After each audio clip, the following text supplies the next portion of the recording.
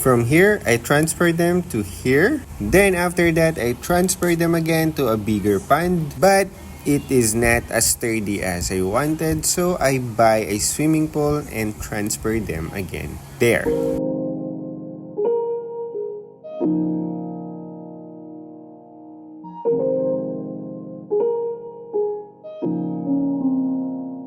By the way, ito yung nangyari. Last December 16, lumipat kami from a 2-bedroom to a 3-bedroom house. Since kakalipat lang namin, I decided na dito ko muna ilagay yung aquarium habang nag-iisip pa ako kung saan ko talaga isi-set up tong mga aquarium. Then, napag-isip-isip ko na dito na lang ilagay kasi malapit siya sa faucet and madali mag-water change. But the problem is, walang direct sunlight exposure, makakatipid sana ako sa kuryente kasi hindi ko na kailangan gumamit ng heater. Since yung direct sunlight exposure na ang bahala mag-warmer ng temperature ng aquarium ko. Nagpakapagod lang ako sa pag-setup dito and I decided na ilipat na lang sila dito sa likod na side. Dito kasi is mayroong direct sunlight exposure which will help me to save money with electricity. Tatanggalin ko yung dalawang blue tab, ilalagay ko dun sa paleta, and then dun ko ilalagay yung mga aquariums.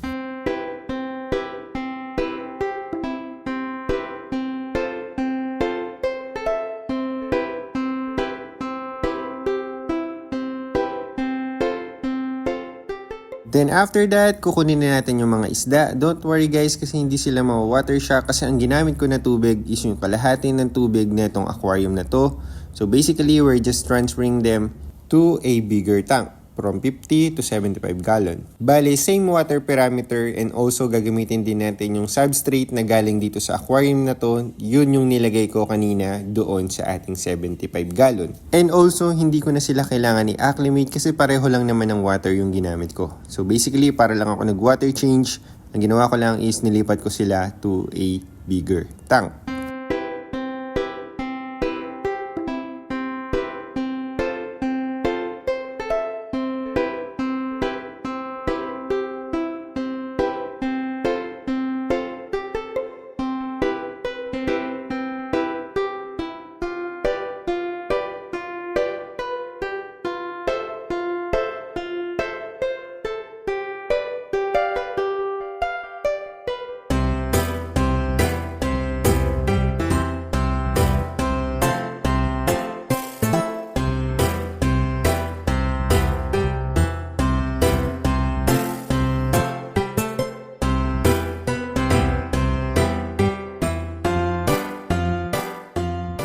And ito na yung kinalabasan. Sorry hindi ko na na-videoan yung 250 gallon kasi medyo madilim na rin. Pero yeah, ito na yung nangyari. Set up na natin sila. Nalagay na natin yung filter. And I think they are all doing good.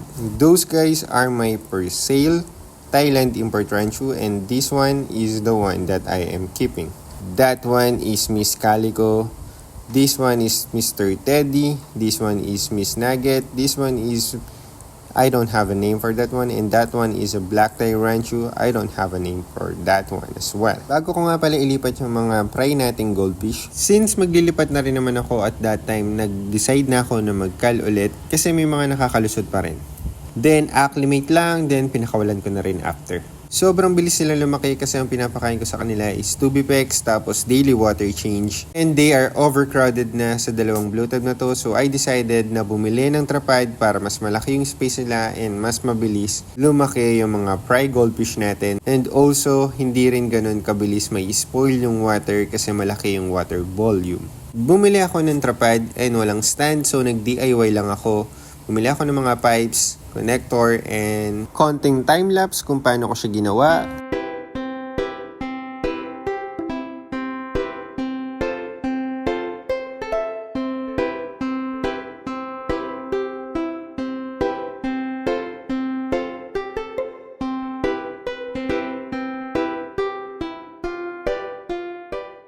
Same process as before, kinuha ko lang yung tubig na galing dito sa blue tab tapos inilipat ko doon sa ating trapad.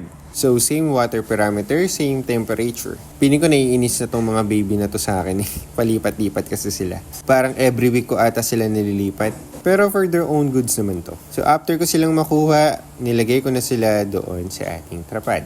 Malaki-laki na to for them and I think they're around 150 after culling them.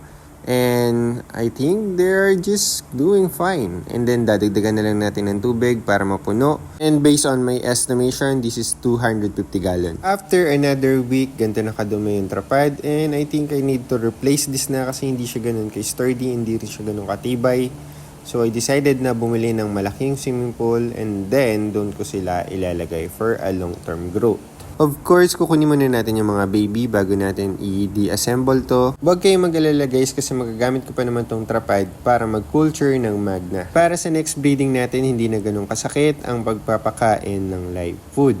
Umpisahan naman natin ang pagsisetup nitong swimming pool. Time-lapse muna ulit.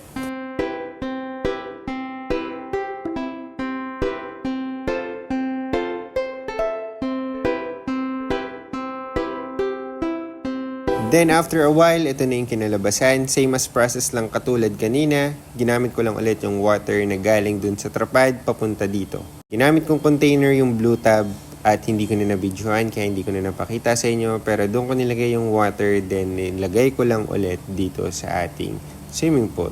And this one is super sturdy and napakaganda kasi kaya ko siyang ipil ng konti kasi yung trapad parang mga around 3/4 lang yung pwede kong ilagay na tubig kasi nagko-collapse na yung ating stand. But in this one, I think this is around 350 gallon or 300 gallon. More or less kasi medyo nag-expand yung side ng swimming pool kaya hindi ko ma-estimate talaga ng saktong-sakto kung ilang gallon to. Pero more or less, mas malaki siya dun sa ating trapad. At this moment, ang gamit ko lang is pore sponge filter pero magdadagdag ako ng submersible pump na 2. Nakabit na natin yung isang Aquaspeed 3000 but I think this swimming pool need at least 3 Aquaspeed 3000 para ma-filter out talaga ng maayos yung mga ammonia and nitrite. Maglalagay din tayo ng mga plants dito para makatulong sa pag-balance ng nitrate. Tulad din sabi ko kanina, ito yung mga ilalagay ko doon sa ating trapad. Maglalagay tayo ng mga magna, i-culture natin sila doon para mayroon na tayong live food. Kasi ang Tubipex ay napakamahal. And then after that, i-release ko na to dito sa trapad. Nga pala yung tubig na nandito ay yung mga tubig na tinanggal ko sa aquarium kapag nagwa-water change ako. So ayan, hopefully mga around 1 month marami na sila dito. And meron na tayong live food. Makakatipid na tayo ng onte sa pagpapakain sa ating goldfish. For the next video, gagawa tayo ng challenge, 30 days challenge. Iko-compare natin ang Magnum Premium Pellets ng big scale versus Mizuho Pellets. Malaki yung price difference ng Mizuho and ng Magnum, so kung mananalo ang Magnum Premium Pellet, makakatipid tayo ng malaki. And gusto natin yon as a fish keeper. So if you're up to that, make sure to follow me and like this video. That's it for today's video. Thank you guys for watching and see you on the next one. Bye!